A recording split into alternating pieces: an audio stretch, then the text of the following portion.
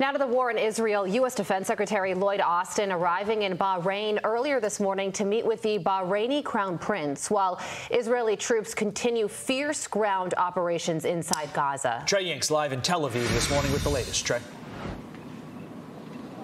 Todd, Carly, good morning. It's day 74 of the war between Israel and Hamas, and the focus for today, not just inside Gaza, for the Middle East, though, looking across the region at threats coming from Iran-backed actors, including those in Yemen. After a visit to Tel Aviv yesterday, U.S. Secretary of Defense Lloyd Austin announced Operation Prosperity Guardian, a U.S.-led 10-country coalition to address growing threats in the Red Sea.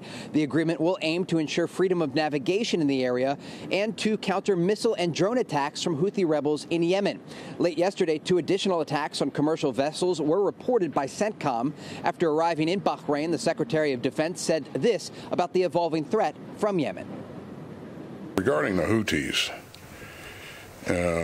these attacks are reckless, dangerous, and they violate international law. And so we're taking action to build an international coalition to address this threat. Here in Israel, the focus for the Israeli military and government remains on getting the remaining hostages out of Gaza. On Monday, CIA Director William Burns met with Israeli and Qatari officials in Warsaw, Poland. The aim of that meeting, trying to get a new hostage deal together in exchange for another ceasefire and the release of Palestinian prisoners. Those talks do come as Israeli ground forces go after Hamas cells in both northern and southern Gaza. After the deaths of 2 additional Israeli soldiers, the total death toll since the ground operation began stands at 131 Israeli troops. Now here in Tel Aviv, the families of the 129 people still being held by Hamas inside Gaza have rallied, calling on the government to cut some sort of deal and try to get them out of Gaza. Todd, Carly? All right, Trey Yingst live for us in southern Israel. Trey, thank you so much.